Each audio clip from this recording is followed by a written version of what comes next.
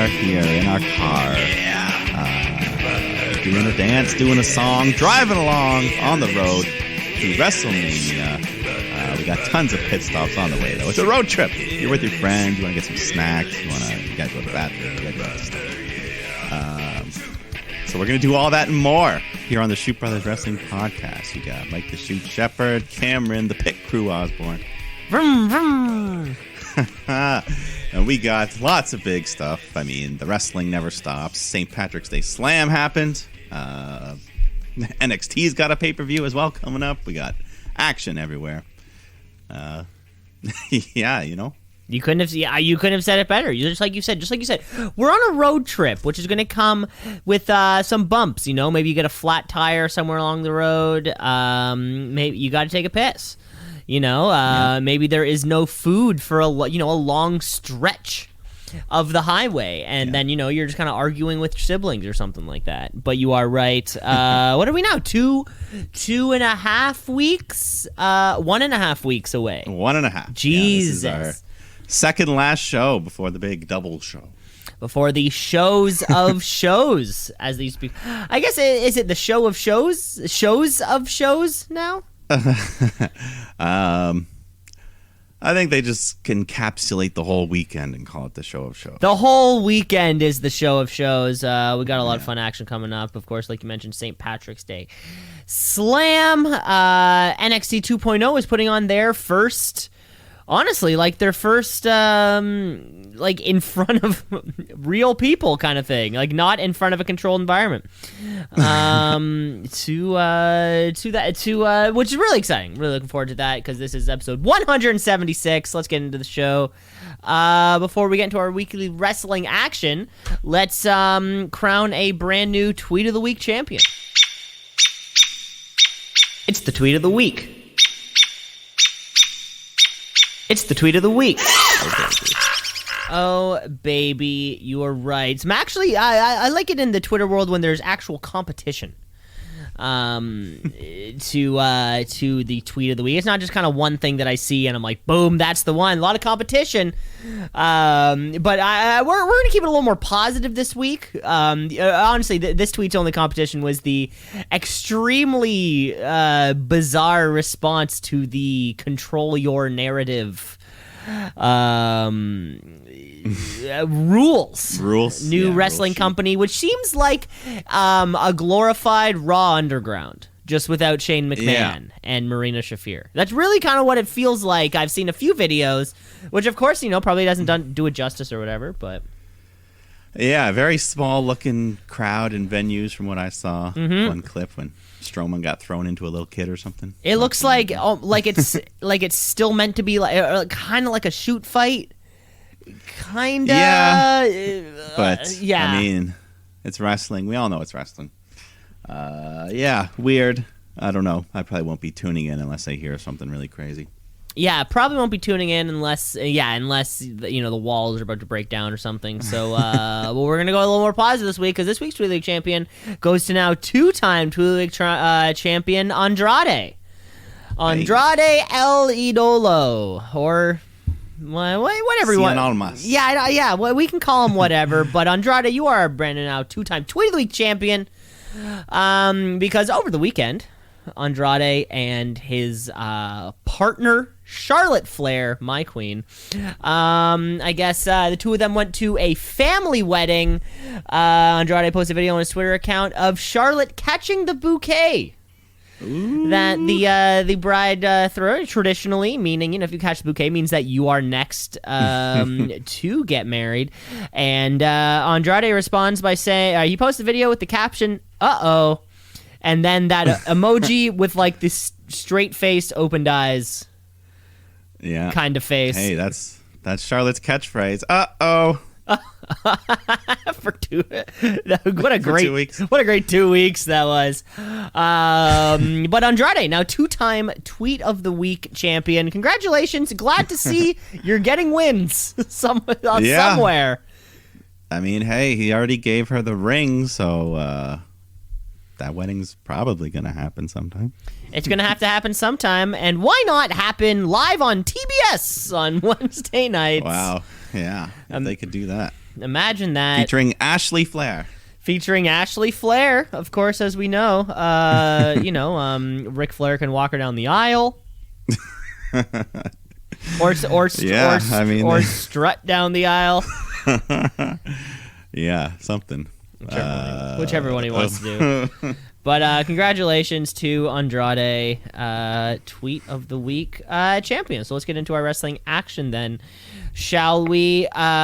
Because every year the Chicago River flows green with their tradition of St. Patrick, celebrating him for chasing all the snakes out of Ireland. Yeah. Or something like that. So let's bring you a special edition of AEW Dynamite, the St. Patrick's Day Slam. AEW, All Elite, they coming for you, Vince. Better watch out. It's too sweet. I got it right that time. The first time, I never know when they're slams, bams, or thank you, ma'ams. More often than not, it's a guess, but this time I was right. And it's free television, but we got a pumped up card this week. Remember last week when for some reason Thunder Rosa was a number one contender? For some reason, but we know what that means. She'll be taking on Dr. Britt Baker, DMD, in a steel cage in what will inevitably be our main event for that AEW Women's World Championship. Have not changed the plates around, contrary to Lance Storm's requests. But hey, you can't win them all. You can't win them all, Lance. You can't. Yeah. I mean, hopefully they'll get to that. One day. But let's kick off this show with Adam Cole teaming up with longtime buddies Red Dragon to take on Adam Page and Jurassic Express. So, a lot of good talent here, so a pretty standard six-man match. And everyone gets in the ring, hits their spots, some nice high-flying stuff. At one point, Hangman and Luchasaurus lift up Cole and Kyle on their shoulders. Jungle Boy hits a double Doomsday Device, knocks them both down. But then Jungle Boy gets isolated. They hit him with the high-low. Cole comes in, drops the boom, and that gets his team the win. Got his team the win in a solid way to start off the show, but I bet a lot of fans maybe would have wanted a little more excitement here, which is weird because AEW multi-man tags. If we're starting an AEW show with the multi-man tag, it always feels like it's hot from start to finish. It took a bit of time for them to get into it, but then once it did, we got big triple moonsaults. Just classic Luchasaurus power mixed with athleticism. Love to see it. Yeah. Fun stuff. Jungle Boy did eat the pin, though, which, I mean, it happens. But, I was going to think you would think it would be Luchasaurus maybe between the three of them, but hey. Where was Christian? Shouldn't he be fighting in this thing? Isn't that his job to eat the pin? Where's Marco Stunt? That's his job. Yeah, I don't even know if he works there anymore. Hey, probably not. Bryan Danielson teaming up with Jon Moxley. I don't think we have a name for them. Do you think we'll ever get a name, or do you think they're just Bryan and Mox? Yeah, they don't feel like the kind of guys who would have a name. That being said, we never got a name for Adam Page and Kenny Omega. Maybe Technical Violence. I like that. Technical Violence. Yeah, that's a good one. Anyways, the two of those guys taking on Wheeler Yuta and Chucky T. William Regal on commentary, lending us his brilliance, insight, and good match. Best friends put up a good fight. Mox hits a big spike pile driver, and then he hits a straight cutter. Don't see Moxley do those really. No, you don't. But and then he hits Chuck with a paradigm shift on the floor, so he's out. Back in the ring, Bryan's stomping away at Wheeler Yuta's head. Then he tags Moxley in to finish him off with the Bulldog choke. Gets the tap out. Just another dominant win. Another dominant win for these two. And for the best friends, it feels like Trent doesn't... It's like he wrestles sometimes, where now Chuck Taylor and Wheeler Yuta seem to be kind of carrying the brunt of the load for the crew. Have you noticed Wheeler this? Yuta's definitely... I mean, he wasn't even part of the best friends at first, and now he's a more prominent member. He's in it for some reason. I think also just before this match, maybe there was a little video package of an upgraded Chris Statlander talking about best friends. That's right. She's got a bit of a darker look now. Pretty much it's the same thing, but black instead of colorful. And less face paint. Yeah, now just a little like it's like a little David Bowie lightning bolt, but it's black instead of kind of silvery and glimmery. Yeah, but we'll see where that goes. I think so. After that match, we just saw William Regal offers a handshake to Yuta, but gets slapped in the face, or he slaps Yuta in the face. Which seems to be his thing. Yeah, I think it was like a test. It's like the first pledge to join the frat. So, because afterwards he got in Regal's face and Regal smiled. So he's like, yes, Yuta, you passed test number 1. Getting slapped in the face by me. Then we had the Jericho Appreciation Society coming out to Judas. Crowd still singing and cheering. But the blockhead says... I forgot who's who in 2.0 already, so I'll just call him the blockhead. Okay. Anyways, I think one is Jeff. All right. Well, he says if it was up to me, there would be no more sing-along, no more Judas. And I think that's what they should do if they want to be a heel group. But, they just talk about Jericho, put him over. Jericho gets on the mic, puts himself over, says, I put AEW on the map. Yeah, so the crowd was cheering him for the first half, but then he just starts going into the audience themselves. And, you don't appreciate me, but these guys do, and that's why we are the Jericho Society. And the rest of the roster is just a bunch of pro wrestlers, but I'm not a pro wrestler. I'm a sports entertainer. So big heat for that line there. And then he says 2.0 is a bad name from bad creative, so... He's pulling out his own line. His own line for WWE, but turning it to AEW. And says they're going to use their real names from now on. So I didn't have to learn their old ones anyways. Daddy Magic, Matt Maynard, and Cool Hand Angela Parker. So, new names. And Matt Maynard, and I forgot him already. I think he also called Garcia like the Red Death. Or something like that. He had way too many names, and then I think fucking Hager was the King's Hand. Way too much. Way too sports entertainery, as far as I'm concerned. I think that's the point, though. That's what he wants to be. Even at one point, he mentions a year ago he got a call from his former best friend Kevin. So another big name drop there. Doesn't even have to say the last name. We all know. We know you have one friend named Kevin. So, he's not talking about Kevin Nash, folks. Probably not. But, So pretty much they wrap it up. They're going to take over AEW, and that's it. That sounds cool. I look forward. Maybe they will. Who knows? Yeah, it was pretty fun little promo. We'll see where this group hovers on the card. But we got a championship match. First of 2, TNT title on the line. Scorpio Sky defending against Wardlow, cashing in his big shot here, and Sky comes out carrying one belt, but then Dan Lambert is wearing the other one around his waist. So I like to think that Scorpio Sky had the real one, and then Dan Lambert had the fake one. So that was kind of how I kind of compartmentalized it in my mind. I wasn't as angry. I'm like, okay, I'll let it slide.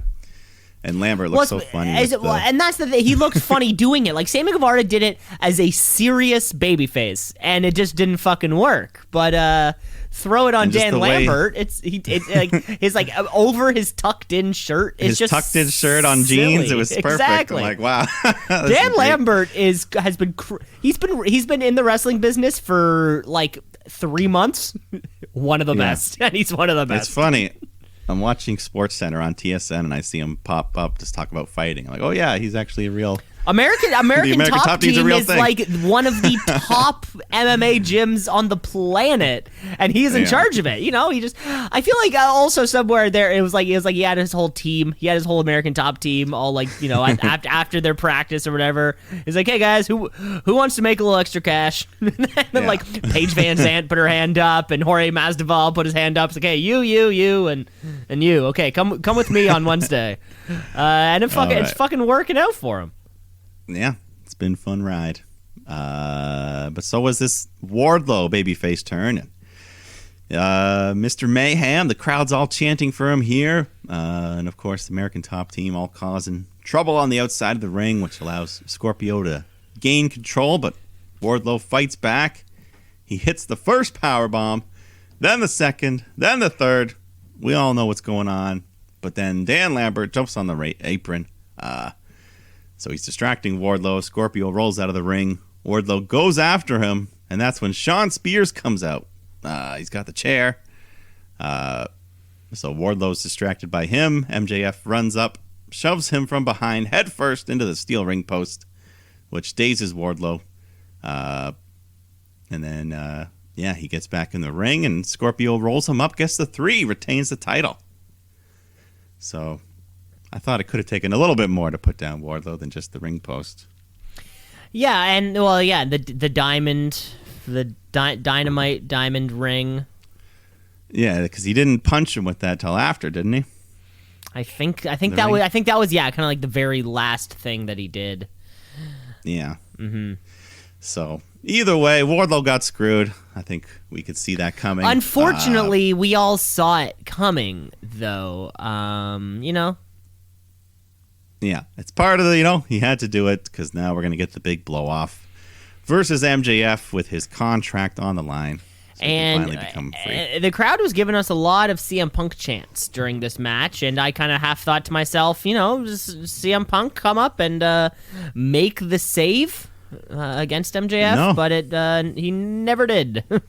No, they just all beat him up with the chairs, and MJF hits him with the ring after, and leaves the big man laid out. But speaking of CM Punk, we haven't seen him since the pay-per-view. This is like 2 weeks now, and he won the match.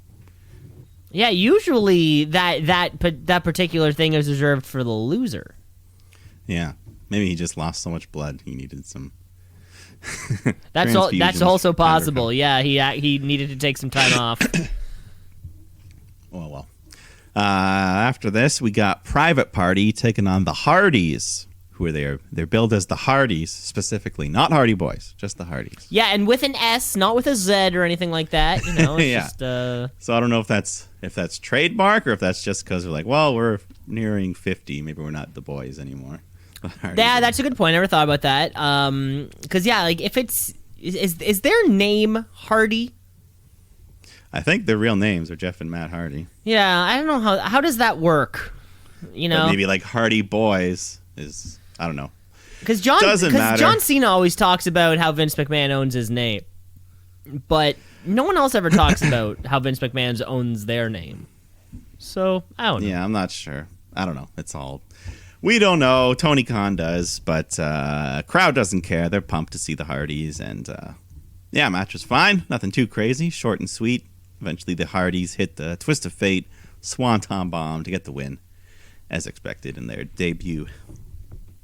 Yeah, taking on Private Party. I guess the AHFO thing. Yeah, hopefully they can be finished and go their separate way. I mean, Private Party was a pretty good team before they got roped into that stuff. Yeah, that was exactly it. Yeah, I think there were some shenanigans after the match too. I think Andrade, alongside Butcher Blade, Bunny all came out, and Darby Allin, Sting makes the save. Of course. Yeah. Who else is gonna make the save? Because why weren't they there for Wardlow? Why weren't they there for Wardlow? God, the two baby faces back there. Yeah, we need a bat signal that we can just turn on when we need those two to come out. Yeah. A literal bat, like a baseball bat. Yeah. You shine into the sky, the bat signal, and then. All right, let's go to this main event. Hotly anticipated here. Britt Baker defending that women's title against Thunder Rosa here in her hometown inside a steel cage. And, Rosa got a special entrance. They had a mariachi band. She also had her face fully painted, not just half. Has she ever done that before? The full paint? Yeah, you don't see that too often. Yeah, at least not on her. So she's not fucking around. And neither was the crowd. They were just super hot from the get-go, cheering on Thunder Rosa. She's looking good early on, beating Baker all around, slams her head first into the cage. And that busts Baker open, so she's bleeding a bit from the forehead. And I can't. Is this cage the same as it was as the last time? This felt like the Cody cage. I was wondering. Yeah. I was asking myself the same question because it feels taller. It feels fucking tall. And they had room. They had room to walk around on the outside like a Hell in a Cell match. They got on the floor. It wasn't exactly lined up with the apron there because there were a few moments where the action did kind of spill out over the side. Like there was enough room for at one point Britt Baker to just unload a convention hall's worth of chairs. yeah, exactly. A legion's worth of chairs. Yeah, because I feel like that tag match we saw in the cage, they were like pressed right against the cage pretty much. So I don't know. Yeah. Can't remember. Doesn't matter. Like you said, we had lots of chairs. Thunder Rosa, she gets busted open as well, so they're both bleeding. Not as profusely as that Lights Out match, but yeah, still blood here.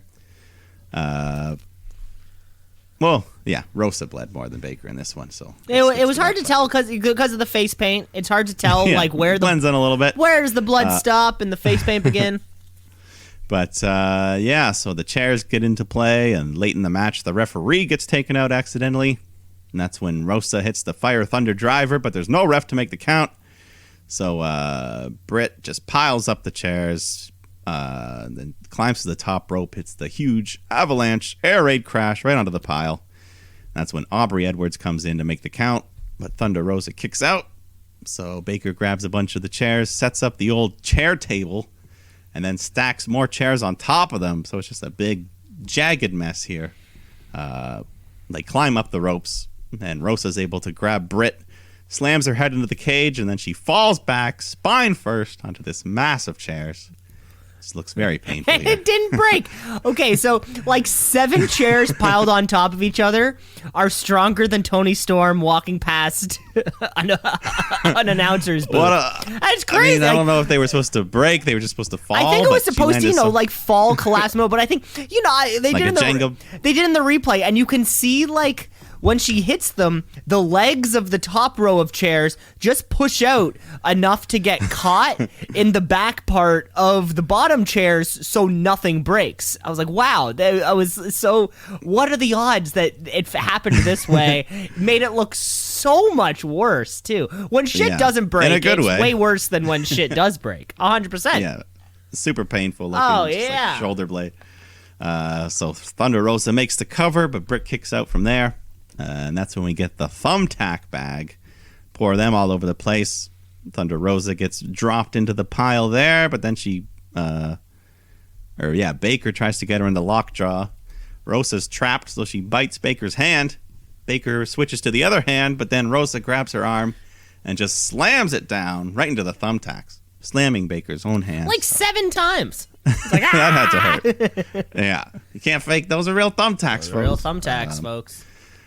So, yeah, her hand's fucked up. Rosa picks her up now, power bombs her onto the tacks. Crowd's going wild, chanting AEW. Rosa picks up Britt for the final blow, the Fire Thunder Driver, into the thumbtacks. And that finally gets her the win. New champion. Awesome match. Incredible. This was great from front to back. This was the match that I think all the fans, myself included, probably wanted at Revolution. Yeah, I think so. I mean, for whatever reason they... Well, holding it off until we're in San Antonio, of course, Thunder Rosa's hometown, and then it made sense. Yeah, I get it. It was only an extra couple weeks. The amount of face paint and blood covering Thunder Rosa's face could not cover the amount of emotion she felt.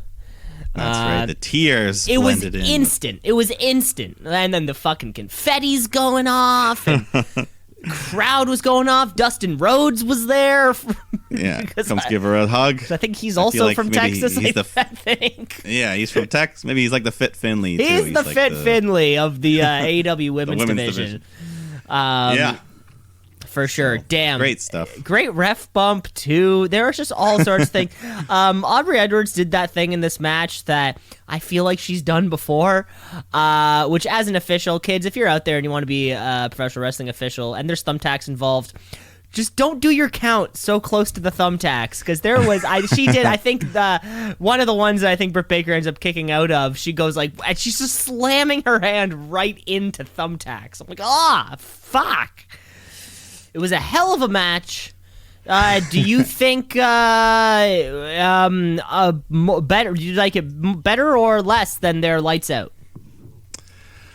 I think I still might give the edge to the Lights Out match. Yeah, I gotta think. Yeah, both were incredible. I gotta say, I too close to compare for me personally. Yeah, very close. The Lights Out had a bit more of the blood and violence, if that's what you're into. Not that I always care for it, but yeah, both big matches with big results. And Thunder Rosa wins both of them at the end of the day. Wow. New champ. New champ. To see where that goes. Yeah, really excited to see some women's title matches not end in shenanigans. Yeah, and maybe Baker and her group can kind of, who knows? Who knows where they'll go? Because Britt Baker. Unfortunately, AEW has a real heels winning with shenanigans problem. Yeah, a little too much. A little too much, yeah. Where Roman doesn't win with shenanigans. He wins by pure brute dominance. Most of the time, yeah. Most of the time. Let's keep on trucking though. Let's keep on trucking. Let's stick with our AEW action because it's Friday night. You know what that means. It's time for some All Elite Wrestling Rampage. Rampage. Rampage. Rampage. Rampage. Rampage.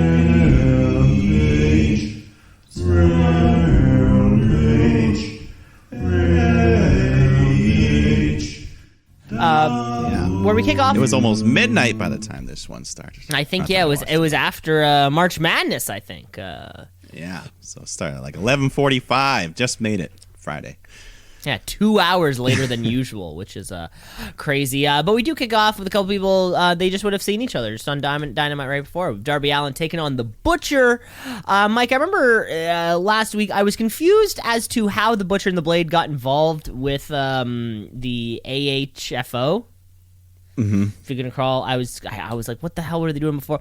They were with Eddie Kingston before, like November-ish, December of 2021.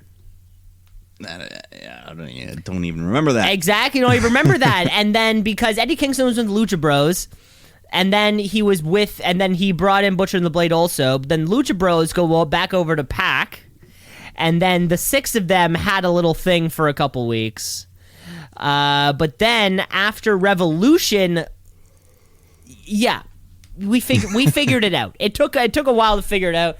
That's how but however, still doesn't explain why they got involved in this. But either way, Darby Allin's taking on the Butcher on Friday night. That's all I got. I tried to do as much research as I could, and it didn't make sense. I mean, at least we got some of the blanks filled in something, there. Yeah. That also raises more questions, though. But amen. Anyway. Butcher looking pretty good early on. He's laying into Darby, dominating a good chunk of the match. Swings him headfirst into the stairs, but then Darby fights back, hits a code right on the floor, and he climbs right up to the top rope, hits a coffin drop onto the floor, and then he slides back into the ring. Butcher tries to follow him, but he can't beat the count of 10. So we get the very rare count out. But a well-booked one, if you're going to... That's a pretty decent finish. He still did the coffin drop, so... So, yeah, the fans still get what they wanted. And I think this might have been the second or maybe even third Rampage in a row where both dudes get the jobber entrance. It's just, welcome to Rampage, ding, ding, ding. Maybe, we guys squeak another minute and a half, 2 minutes of wrestling out of there, Yeah, they only got an hour. They want to make the most of it. Yeah. But afterwards, the private parties show up and attack, so the Hardy Boys, or the Hardys, make the save, and then Matt lays down a challenge for next week. 8-man Texas Tornado Tag. Texas Tornado. So it means what? 8? It basically means an 8-man. It's just go for it. It's just a go for it. Great. Okay. Yeah, just a clusterfuck Layla Hirsch comes out to take on Red Velvet. And they start their fight on the ramp there and eventually get back into the ring. Have a pretty good match. Layla Hirsch been healing it up lately, so she's getting the boos. And, later in the match, she goes under the ring, reaches for that metal turnbuckle piece she's been using, and that's when the new Statlander comes running up, takes it away. So we get to see her in her black gear. But, that distracts Layla. Red Velvet hits a big corkscrew kick and gets the win. They had a match at Revolution, didn't they? These two. Layla and Statlander? Yeah. No. Was it Layla and Statlander? Yes. Yeah. Yes. Okay. So there it is. There's a little feud there coming out, but I feel like Layla Hirsch is one of these people that she's just there. Super middle of the road. Yeah. She's kind of just there. Yeah, it's kind of funny, and I wonder if, like, WCW ran into this problem with Goldberg, where it's like, if you book somebody to be super strong and always win, logically, they have to win the championship, but then unfortunately, it's almost like they're holding it hostage because they're booked to be so strong and never lose. Where I feel like it's a similar thing with Jade Cargill. She's looking at, what, like a 29-0 or whatever this record is right now, where it's like there's nobody else even stands a chance because she's being booked to be so strong. Yeah. She'll get to at least 50, maybe 100. Who knows? Right? And then it's like, okay, so now it's like, yeah, great, we introduced a mid-card women's championship, but it's almost like we didn't because it's just going on the person who was already undefeated. Yeah. Yeah, it must be tough to book a wrestling show. Well, let's get to the next match then. We got 6-man tag, House of Black taking on Bear Country with Fuego del Sol.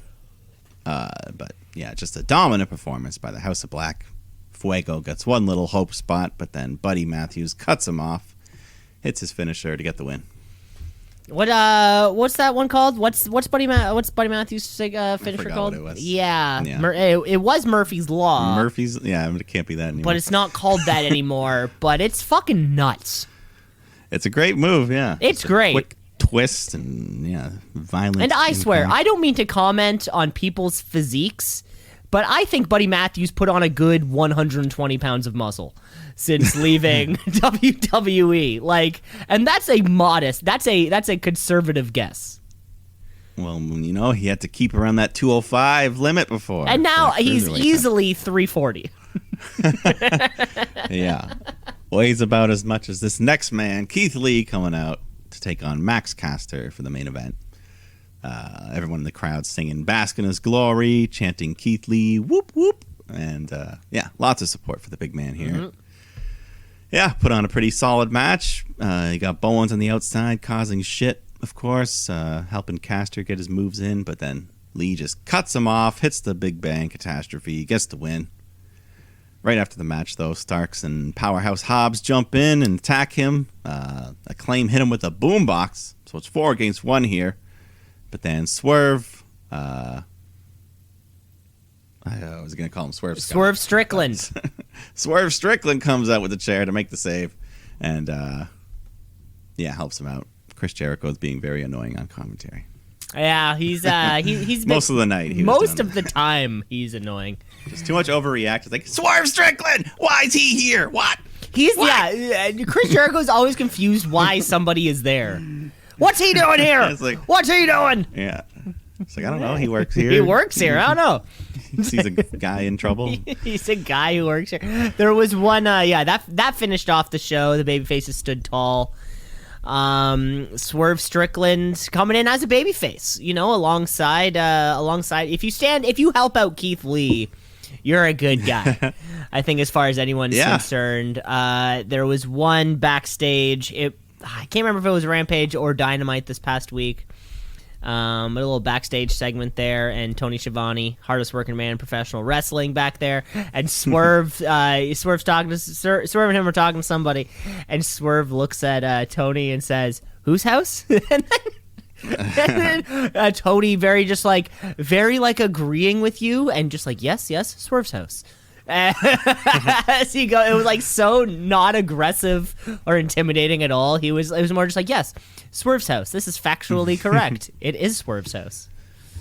Well, they both got the bling. Diamond Ring Tony and the grills on Swerve. Cool. They're probably buddies. Probably two of the coolest people in professional wrestling. I gotta give you that. Yeah. Oh, I bet Tony knows how to party. Oh, for sure. That was a great episode of Rampage, wrapping up our all elite wrestling action for the week. So let's keep ourselves going on our Friday night spectacular, then, shall we? Let's move ourselves over to the brands, to the Fox Network, a network unaffected by college sports.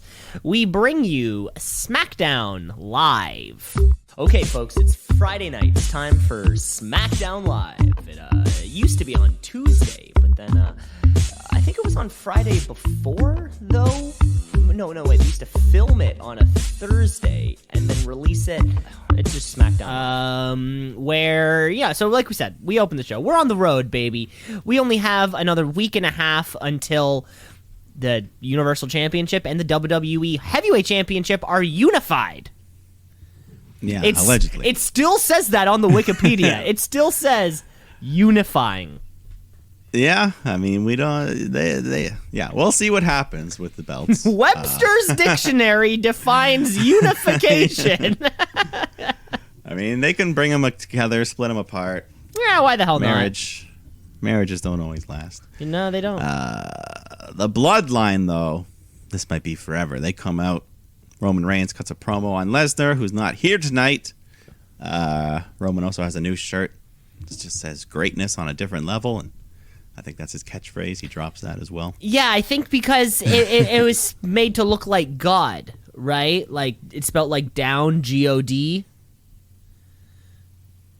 Didn't it? Like greatness on... I didn't look that close. And then like, different... Yeah, I think that was the play. Oh, I didn't see that. Or I didn't look too closely. But, anyways, Heyman gets an update on his phone. Brock Lesnar is actually on his way to the arena.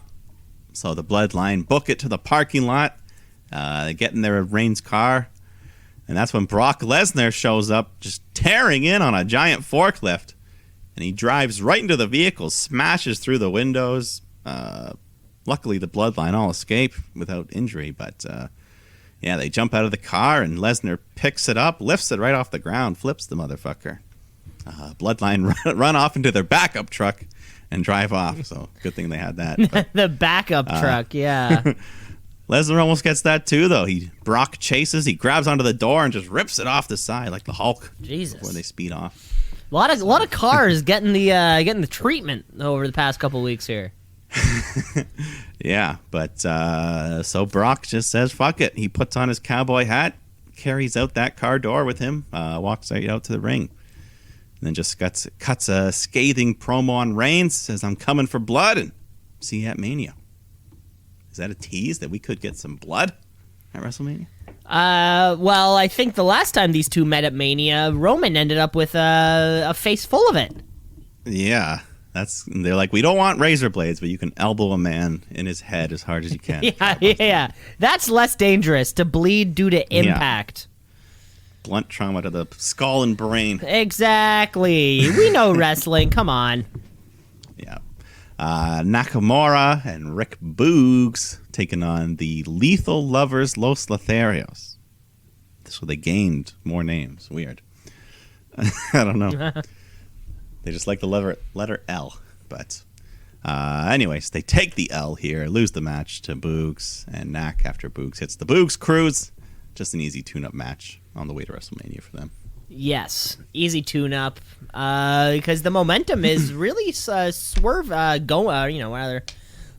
moving into Rick Boogs' favor. He's had a great past month, maybe. Actually, now getting into the ring, beyond his just fun guitar intros. Yeah, I mean, he already had the crowd won over, and he's showing he can do some good stuff in the ring. Super strong guy. Mm-hmm. So, yeah, I mean, I wouldn't be surprised if they beat the Usos and their long title reign. Yeah. But I also wouldn't be surprised if they don't. So. Well, it could go either way, yeah.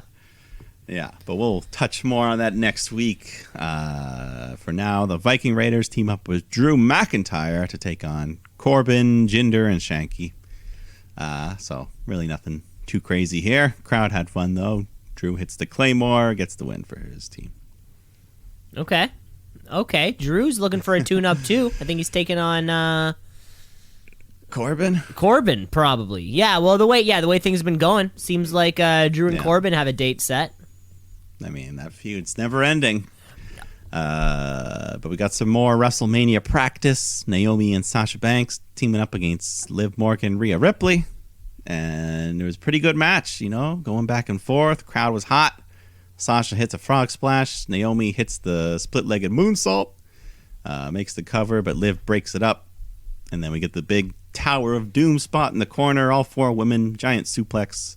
And that's when Natalya and Shayna Baszler run in. So they attack them. So the match is thrown out. Pretty good match that they ruined there. But Shayna and Natalya just point to the WrestleMania sign after. So that means they're in. Fatal 4-Way. Sonya Deville confirms it backstage. Well, I was thinking, Natalya shouldn't have been pointing at the WrestleMania sign. No. She should have been pointing at the Smackdown Live sign. Because, just because you're here, what? Because you're going to show up here on Friday night and think you can compete with the rest of us? You can! But it's going to cost you. It's going to cost you, Liv Morgan, Rhea Ripley, your very first brand-to-brand invitational burn. You burnt it, ladies. We're counting it. What's been put? It has been put into the record books. Yeah, it happened. Thank you. Backstage, Sami Zayn talking to Johnny Knoxville, or laying a message out to him, says, "Let's make our match anything goes. No holds barred." Johnny says, "Okay." So there you go. Gonna get some weaponry. Probably, maybe some kind of stunts that other performers maybe wouldn't do, just because he is Johnny Knoxville. That being said, though, he took a pretty bad hit to the head in one of the final skits in Jackass 4 there. So time will also tell about that. We'll see. Either way, it's WrestleMania, and they can make some sort of big elaborate prop. Yeah, they can something to do. Which speaking of props, the prop bet of who will jump, fall, or be thrown off the tallest thing. Suddenly, as soon as I heard this anything goes, I thought to myself, Johnny Knoxville might be thrown, fall, or just be tossed off of the tallest thing. We don't know. Yeah, we'll have to get our prop bets ready for next week. Very much so. For the show. Mm-hmm. Pat McAfee also getting ready for his WrestleMania match. He leaves his post on commentary to get inside the ring and cut a promo. Just talking about his, his love and passion for wrestling since he was 11 years old. And it was always his dream to work for WWE. And he was really good on the mic here. And Austin Theory interrupts him, and he wants McAfee to apologize for hitting him last week. McAfee just says, "Sorry, you're a douchebag, you're a punk bitch." Theory shoves him and runs away. Theory on his third brand-to-brand, just for everyone keeping track at home. It was the classic "I'm sorry for beating you" type of promo. Yeah, this match will deliver, I think. Yeah, I mean, Pat, we all know he wants to put on a really good show, so he's not going to half-ass anything. One thing he did during this promo, too, he took a shot at the USA Network. Really? Yeah, and it was brief. It was just kind of like saying, he watched Monday Night Raw on the USA Network, but now SmackDown on Fox is better. It was something just something to the effect of that, but keeping that Raw versus SmackDown rivalry very much alive. Because come Survivor Series time, I don't give a shit. And I can see it in their eyes. They don't give a shit. Pat McAfee might be the only one actually keeping this rivalry alive, so I got to give him something for that. Well, there you go. After that, we had Kofi Kingston taking on Ridge Holland. So Kofi trying to get some vengeance for what happened to his buddy Big E, even though it was a mistake. But I mean, Kofi's the only man left in New Day right now. They're all out. They're all out. Yeah, so all alone here, but they acknowledged Holland apologized to Big E, all that. So, anyways, Holland, though, he's still got Sheamus and Butch at ringside. And they're interfering behind the ref's back, but eventually they get caught and ejected. But then Butch just runs back in anyways, distracts Kofi one more time. Holland hits him with the Northern Grit to get the win. Yeah, Michael Cole really tried to put over Ridge Holland's apology to Big E. You know, and the respect he has for the former WWE champion, which was kind of like, you know, I do got to say, out for all the terrible things that Michael Cole just says, this was it felt like a nice touch, you know, for the commentary team to know the difference between making a heel and then an unlikable person. Like there is that difference there. You know, Ridge Holland is a heel; he's not a bad guy. So, you know, I have to say that after-match excitement, though, too, you know, this new Butch personality is coming with it, something we didn't see from Peter Dune, right? This kind of like, let me at him kind of thing, you know, so yeah, hey, new name, new gimmick, who dis? Yeah, I don't know. The jury is out. We'll see. Yeah, time will tell. Time will tell. Yeah, not every gimmick change is a bad one. No. We'll see. Charlotte Flair coming out to close the show, cut a promo on Ronda.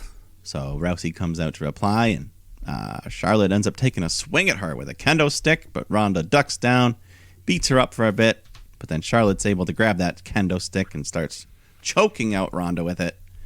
And then she picks up Ronda, power bombs him through the announce table, smashes the thing to pieces.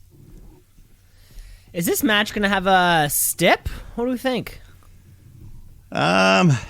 Maybe. I mean, now they're promoting that Kevin Owens and Steve Austin is the main event of night one. So that's not a main event match. I mean, we don't even know if it's a match yet, but they're... Well, what? Okay, what? Yeah, what? The KO show is gonna... I don't know. Live Broken Skull sessions. That's gonna be our... thing. Well, yeah, this was tough. You know what? When you're booking so we just saw on Dynamite... You know, you look at your calendar, you look at your pay-per-views, and you say to yourself, hey, Thunder Rosa, pay-per-view, it's not going to happen. We're going to wait 2 weeks, and you're in front of your home crowd. We have 2 Smackdowns before WrestleMania, and we go to the Queen City. This was a tough one. I felt like the crowd was very much on Charlotte Flair's side for this one. Was that just me? I couldn't really tell too strongly one way or the other. Yeah. But yeah, I don't know if this match needs a stip. If that's the case, you know, I mean, they've already kind of fought around the cars, now the kendo stick here, because I would think, if anything, the two of these, submission would be, a submission match would be for these two, if that is the case, but, I don't know. I mean... Yeah, and they could do that because a submission match allows you to use weapons anyways. So it allows you to use weapons. I mean, you know, it kind of keeps that figure 8 to be, you know, scary enough when lets Ronda Rousey do a submission victory, which is kind of her thing anyways. She doesn't really have a finisher, like finishing maneuver. Yeah, no, I could see submission match. I think that'd be, you know, good way to go. Make it stand out a bit more from the other matches on the card. Yeah, but I don't know. I think right now between kind of our 2 women's title matches at Mania, I think in a world where one person retains and one person loses, I think Charlotte Flair might be the one to retain. I mean, if that's a forced You know what I'm saying? Yeah, if it was kind of like, you know, we need one to retain and one to lose, or both retain. You know, there's only 3 possible situations here. Well, I think they both lose. Yeah. If you ask me. Well, there you go. But I never did. We'll get to it. That was our first half action, though, Mike. Should we take a break?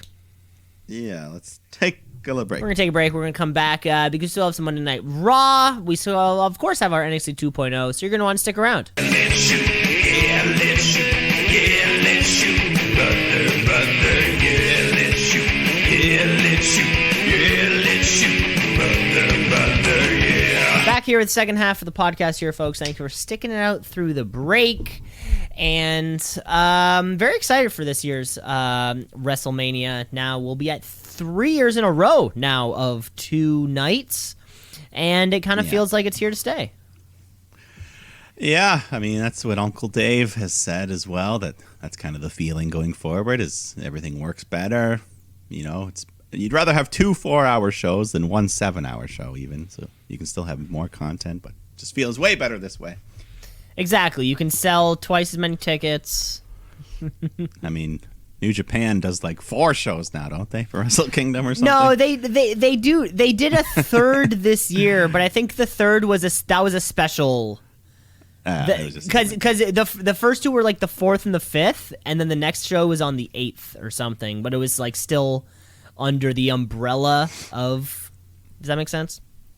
Yeah. Yeah. And isn't this Ring of Honor Supercard thing, isn't that WrestleMania week or something? It's on the Friday, I think. The Friday? Yeah, something else to keep our eyes on. The debut of Tony Khan's Ring of Honor. Tony Khan's Ring of Honor. I hope it's branded like that. Like Tony Khan's Tony Khan presents Ring of Honor. Yeah. I mean, why not? It's his baby now. Yeah. But let's go to the grandfather of weekly wrestling. We got Monday Night Raw, of course. Let's get raw.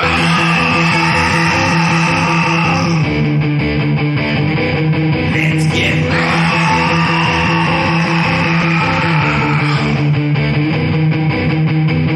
And the show starts off with the glass shatter. Stone Cold Steve Austin's music.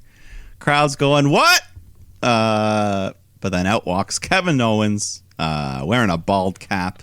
Austin 316 shirt. He's got the jean shorts, the braces, looking just like Austin. Yeah, here. the braces. I was like, yeah, that's the kayfabe.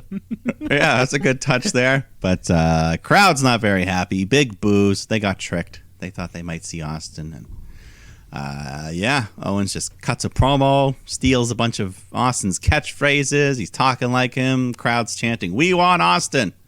Owens says, "You stupid sons of bitches, I'm right here." But then the glass shatters again. Austin music hits. The crowd pops huge, thinking, "Oh, you can't fool me again." Owens looks worried, but then he starts laughing. He got them. He got them twice. So mega heat here. Shawn Michaels in Montreal heat here. Yeah. And then Owens just decides to close it off with a beer bash. But the guy at ringside, every time he throws him a beer, Owen misses the catch, knocks him to the floor, looks like a fool. So Owens just starts cussing out the guy that was tossing them and makes him get in the ring to hand him a beer. And, of course, hits him with a stunner, opens the beer, pours the beer on him, and just throws the other beer away. He doesn't even take a sip. Yeah, those were fun moments where you keep saying the guy is because he doesn't have Mark Yeaton there, former Tweet of the Week champion, WWE timekeeper, and the man who threw every single beer to Stone Cold Steve Austin. You're forgetting about him. That's why he wasn't there. He wasn't there at ringside. He'll be there at Mania, baby. Hopefully. It's in the contract. Or we riot. Yeah. So, either way, though, it was pretty funny. Or it'd be funny if someone was flipping the channels and thought this was the real Austin. Like, wow, he really let himself go. Wow. He let himself go. But, fun little opener. Good heat for Owens. And this is when they announce, like I said, this is the main event for night 1. We don't know. Is it a match? Will there be a ref? Will there be a 1, 2, 3? We still don't know. But if it's your main event, I think it's going to be, more than just a talk show, you would hope. I was going to say, if it's the main event, I feel like that's disappointing, considering that Becky Lynch is on this card. I mean, if the crowd gets Austin in a 1, 2, 3, I think they'll be happy. If the bell rings. Yeah, I guess that's a good point. Yeah. But I don't know. We don't know. They've called things the main event before and reneged, so we'll see. Yeah. But Seth Rollins gets interviewed backstage, still doesn't have that WrestleMania match, and you can hear the crowd chanting in the background, "Cody!" But Seth just laughs like he does and walks off. And we get the Mysterios taking on the Dirty Dogs in a pretty standard tag match until Rollins walks out, still laughing. He never stopped. He never stopped laughing. No. He just, ever since he came right out with the microphone, and he's demanding a spot at WrestleMania. He's taking over the show, but his microphone keeps getting cut off. And back in the ring, Dominic takes over, hits a 619, frog splash, gets the win. And then Ziggler and Miz attack the Mysterios. And Miz rips off Ray's mask and leaves with it. So just disrespect there. Dominic has to cover his father's face with a towel. Like he's Michael Jackson dangling a baby over a balcony. Dolph Ziggler brought out that NXT title. Yeah, looking really good. He's one of those guys that wears it well. Yeah. But yeah, we move on to Omos take on Apollo Crews and Commander Aziz 2-on-1. Same time, does not matter. Omos is able to lift up Aziz with ease and just beats the crap out of both guys. Hits the choke bomb, stacks them up, gets the double pin. And then he grabs a microphone after, says, I'm undefeated, 1-on-1, and I'm unstoppable. Anyone who's got the balls to step up against me at WrestleMania is going to get it. Now, I haven't heard, and we're a week and a half out, so it's almost hard to say, but I haven't heard of any Andre the Giant Memorial Battle Royal or... There has not been any mention for the women's side of it either. No. Yeah, this promo makes it seem like he's going to have a singles match, or he's laying out a challenge to someone. It did, Who yeah.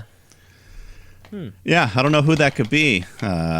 Obviously not Cody Rhodes. It seems like it's going to be Seth Rollins' thing, but I don't know. Yeah, who else could be coming back? Someone we forget about. I don't know. Someone who's big enough, but big enough for it to be like, ooh, but also Kane? but also skilled enough for it to not be a complete fucking bore. Yeah, I don't know. It's hard to say. Yeah.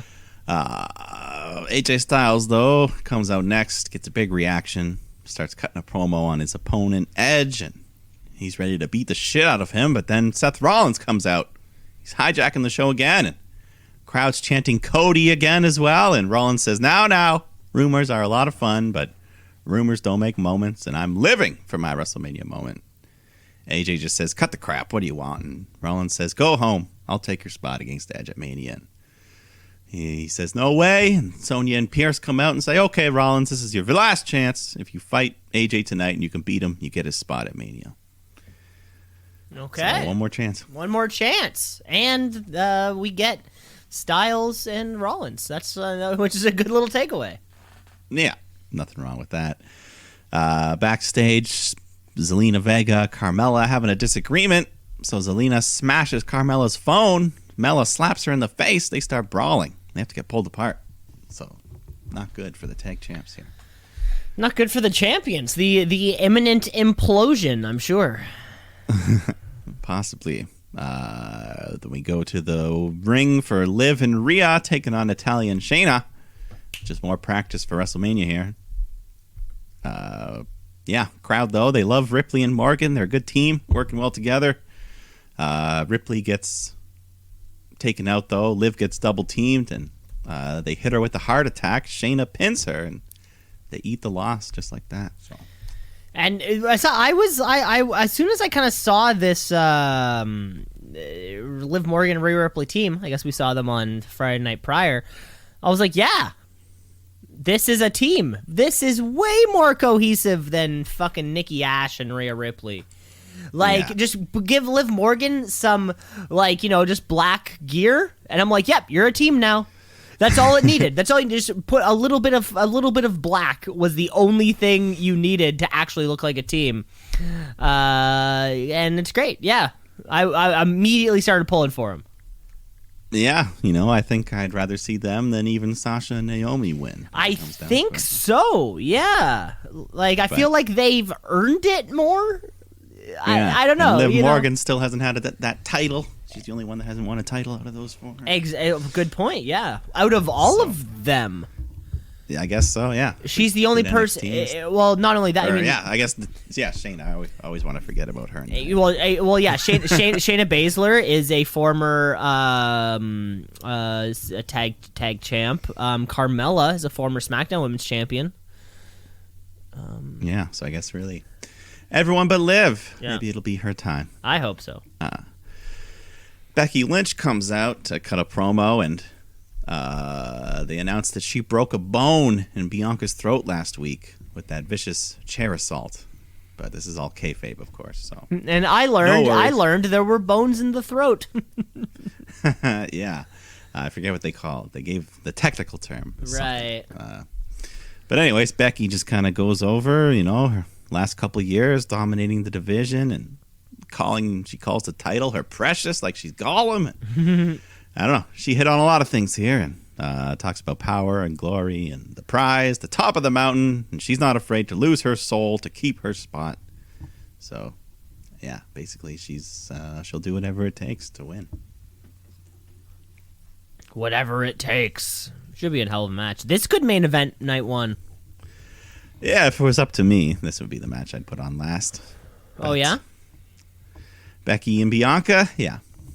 That's, yeah.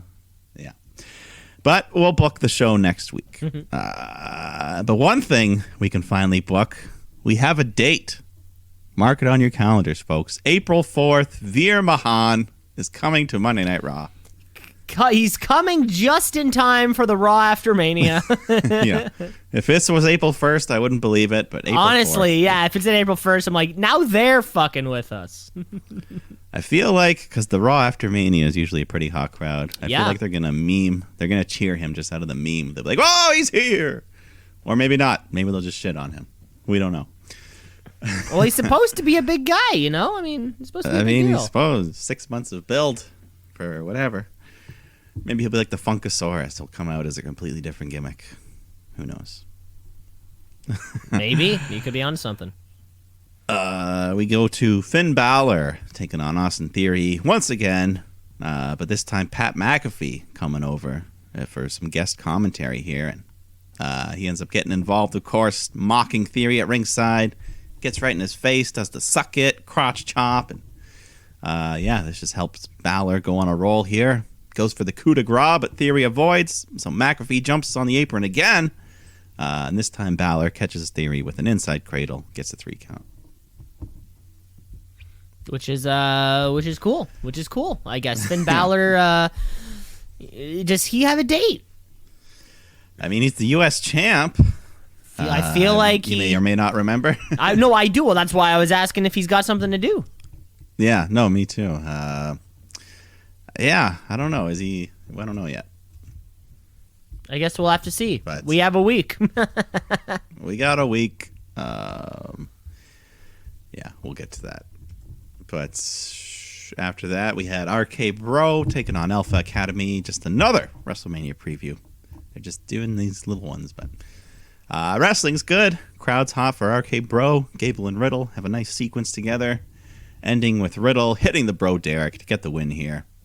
But immediately after, Otis attacks. So the Street Profits run out to make the save, but then they attack RK Bro as well, and they're the ones that stand tall out of everyone. I think we're looking at a triple threat here. Triple threats, possibly. Yeah, I think so, and might as well. They, they're your 3 best teams on Raw. So yeah, all three deserving of a win coming here out of Mania. Yeah, I mean the Raw tag division has been pretty decent for the past 6. Yeah, they really pumped it up. Yeah, unfortunately, I think SmackDown's took a hit, but can't win them all, right? SmackDown's is basically just the Usos. It's just the Usos winning. Yeah. Yeah. But we go to some mixed tag, tornado tag. Not that makes it any more interesting. Reggie Dana taking on Tamina Tozawa. Just a silly, quick match, of course. I guess the big moment was Tamina falling headfirst onto Tozawa's balls, and he lets out a long scream. The length of the scream was kind of funny. Got a brief chuckle from me, but that's about it. Yeah, you know what? You know what? Tozawa does. He'll put 100% into whatever he's asked to do. So you got to give him that. Yeah. You got to give him that. I mean, he's like, if I can make Vince laugh, I'll survive every release. Like I'll continue to have a job as long as that's a good point. Yeah. We go to the main event we promised you. AJ Styles taking on Seth Rollins. If Seth wins, he gets AJ's spot against Edge at WrestleMania. Edge has no say in the matter. But as expected, great match here. These two guys, 2 of your top talents on the brand. and lots of time here. They just go back and forth. Momentum swings, big moves, big near falls. AJ looks ready to hit the phenomenal forearm when Edge shows up and nails him in the back with a chair, causing the DQ. But at the same time, AJ wins, so he gets to keep his match. So it all makes sense. But not to Seth Rollins. He's pissed, grabs the microphone, says, "This is bullshit. Next week, Raw's not going to happen until I get my WrestleMania moment." Yeah, that one got a big pop, the bullshit. Yeah, that was a So maybe I missed this. What? Maybe I did. Maybe I didn't. Just curious. What did AJ Styles do to deserve a potential punishment of losing his WrestleMania match? He didn't do anything wrong. Okay, because that was never explained. Sonya and Adam Pearce just came out. They're like, "Hey, you take on AJ." AJ's like, "Wait, what? No, hold on, hold the phone. This is mine regardless." Okay. I mean, it's supposed to be. Yeah. I thought it was supposed to be too. But this was one hell of a match. Also. Yeah, great match, great main event. Even with the DQ, it didn't. It's one of the rare DQs. We're like, yeah, that makes sense in the story, and it's fair. Yep. So that'll happen. I mean, obviously the big rumor is still Cody Rhodes, Seth Rollins. At this point, I think Cody's just going to show up at Mania. They're not even going to have him show up. So what are you more excited for, Mike? The Cody Rhodes coming down the entranceway, the pop, or Cody Rhodes' ongoing time and more programs on WWE? Because I see it like this, personally. If he shows up, and I'm saying if, we don't know. I'm not privy to any sort of information, Mike, so I can't say this beyond a shadow of a doubt. But I was getting very bored, tired, and sick with Cody Rhodes constantly being shoved down our throats on AEW. To the point where I definitely vocalized on the show. I'm like, yeah, a little less. We need less Cody. So I think for me personally, if he shows up at WrestleMania, I'm far more excited just for the, he's here. And then I'm like, okay, but I don't want to see you anymore. I don't want you to be in matches, because I'm worried that if he does show up and Seth Rollins like, oh my God, it's Cody, shows up and get the match, and now we're getting AEW Cody, but in WWE. He's going to be on every single show. He's going to be on every single poster. He's going to be on every single interview. He's going to get every single win. And I'm like, now we're just exactly where we were, just with a bigger budget. Yeah. Well, I don't think Cody will have nearly as much control. He won't be able to just go out there and ramble and cut promos and have 20 guys with him. Hopefully not. He's going to And the next thing we know, they're going to give him his own factory. They're going to give him a factory of some kind. Yeah, I don't know. We don't know where he's going to go. What's they're even going to call him? Will he be Cody Rhodes? I think the live crowd will be it will be really interesting to see how the live crowd kind of reacts, because it's been a long time since he's been in WWE, right? So a lot of new fans, a lot of younger fans won't know who he is flat out. A lot of older fans who remembers his time in WWE might be stoked to see him. A lot of fans who are still AEW fans would be stoked that he showed up. But then after that, we're back to it's the Cody show. Well, I definitely don't think it'll be the Cody show. Okay. It'll just be a small part. I'm excited. I'm excited to see how it plays out either way, if it plays out at all. Yeah, I think he'll be featured, but I don't think he'll be nearly heavily featured. Heavily featured. Yeah. Yeah. But we'll all find out in a few short weeks. Yeah, but we'll know. We will know. Let's move across. Raw's over. So let's move across to our next weekly show, because Stand and Deliver is coming up. We have a few loose ends to wrap up before that. So let's bring you some NXT 2.0. NXT, what does it mean? I don't know, but it's some good wrestling. So NXT, watch and see. Gotta tap out a count out of 1, 2, 3. So that's right.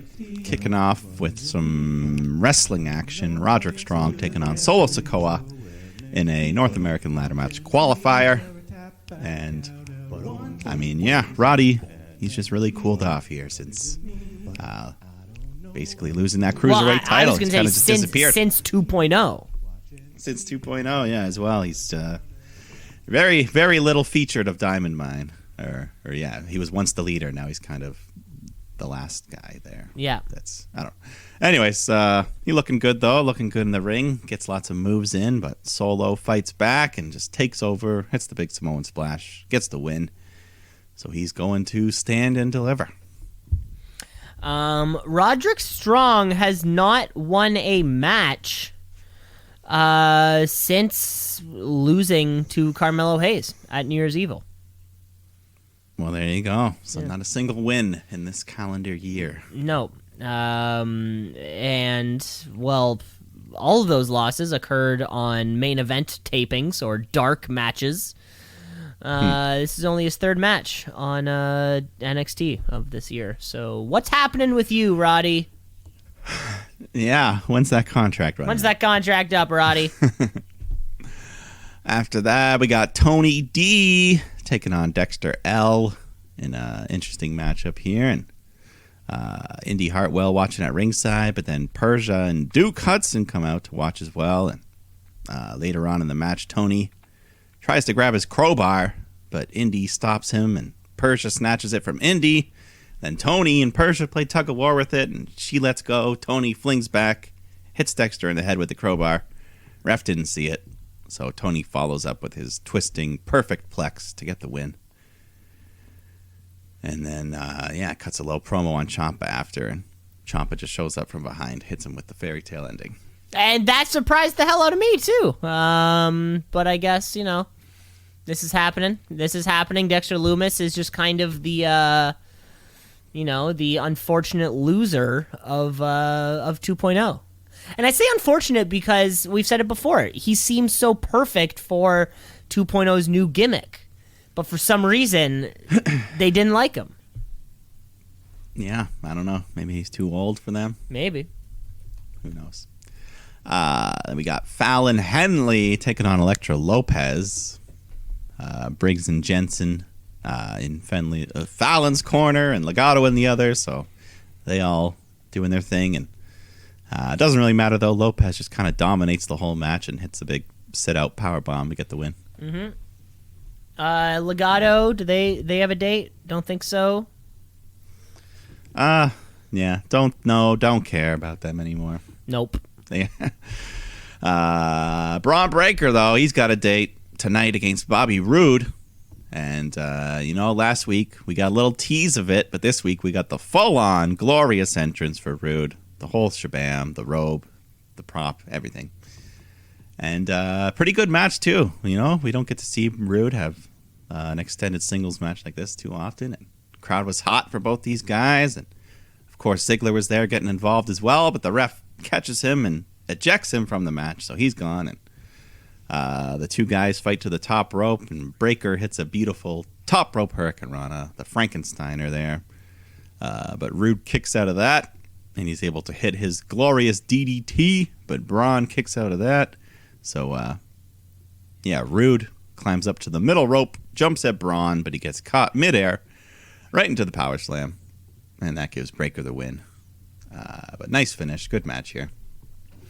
It was great to hear the classic glorious theme played again.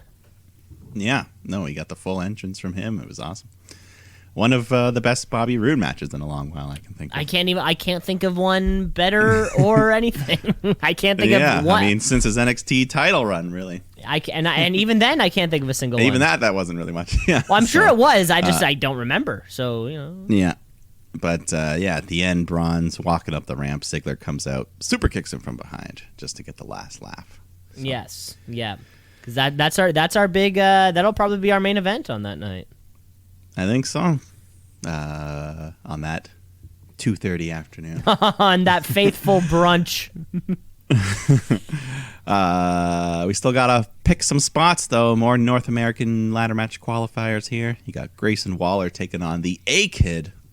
And A-Kid looking pretty good here. Some nice high-flying cruiserweight moves.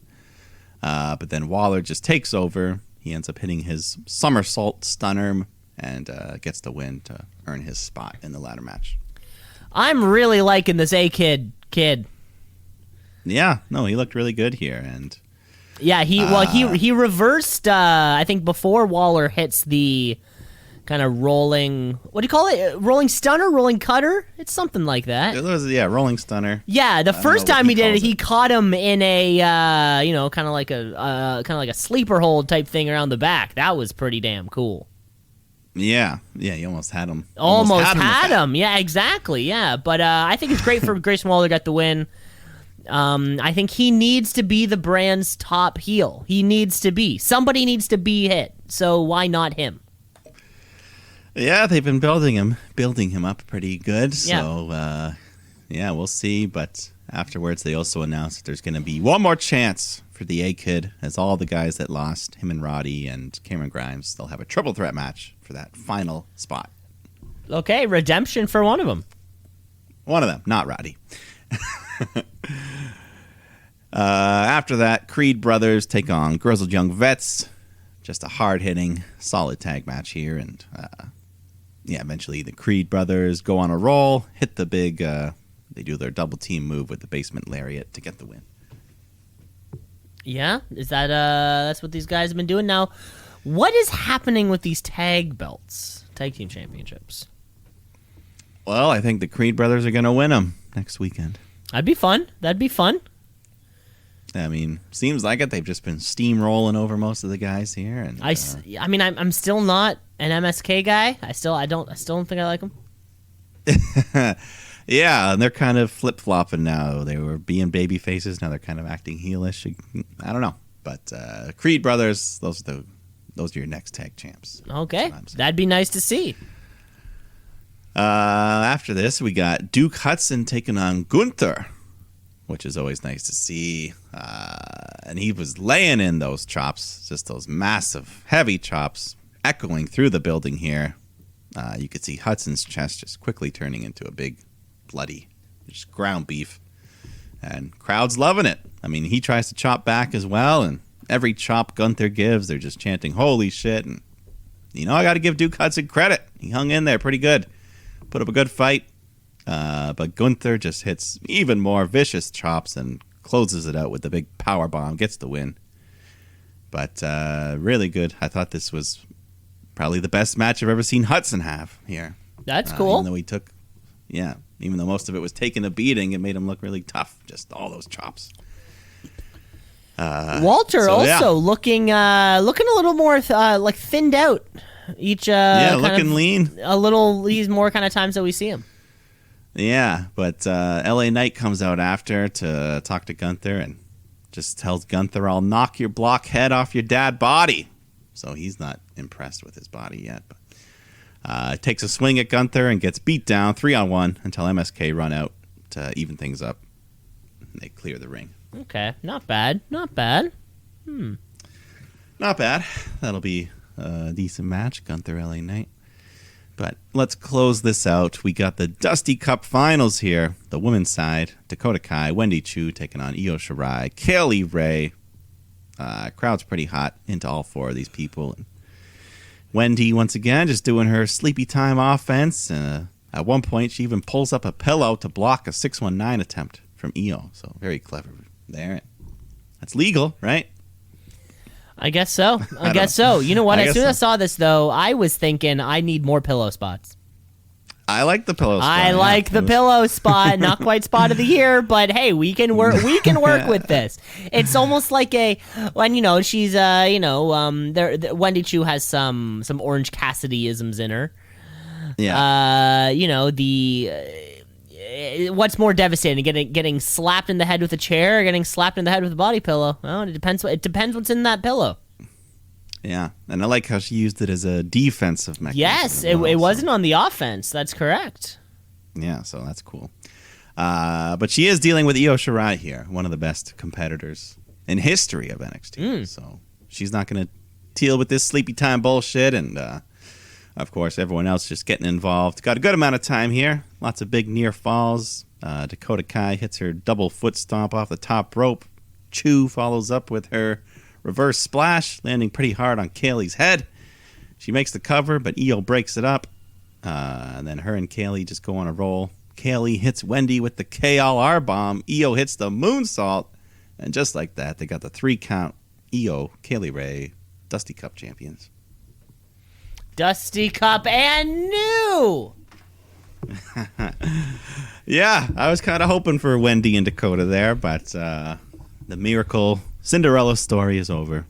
They did not get it done. I know, well, that would have been fun. That would have been fun, though.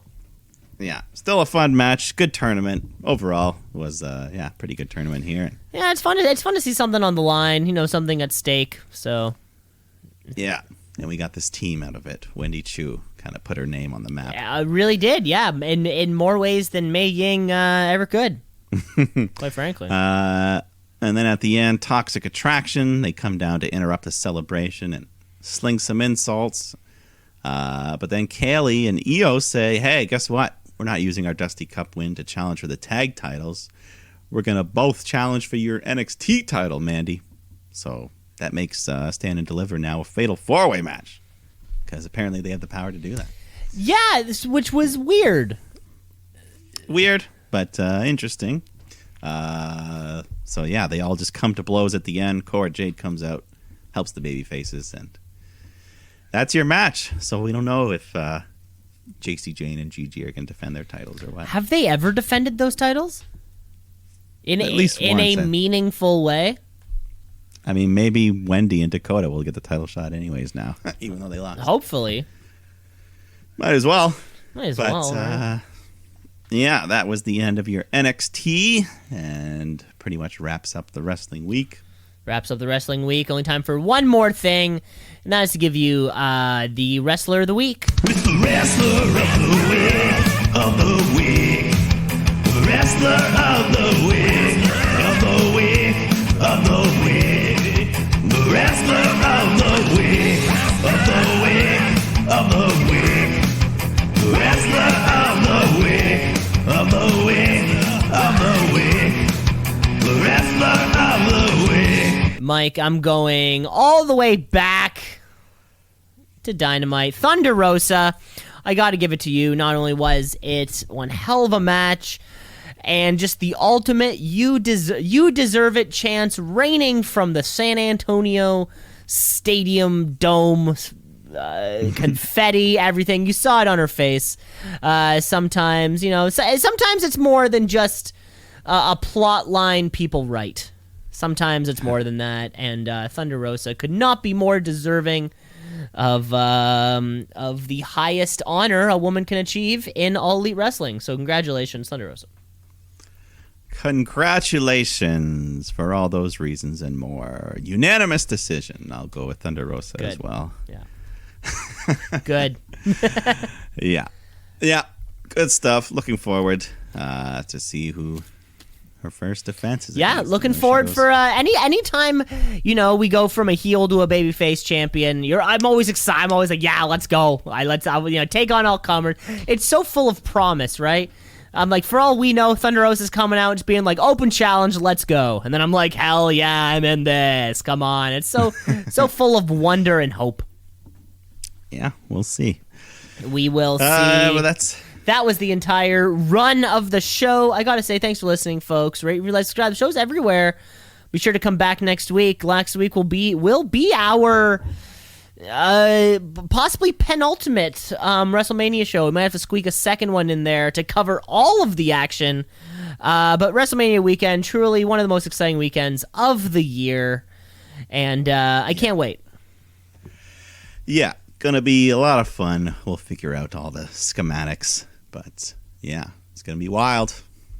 Yeah, it always is. It always is, ain't it, Mike? Well, thanks for listening, everybody. And we'll be back next week. And Mike, you take care of yourself.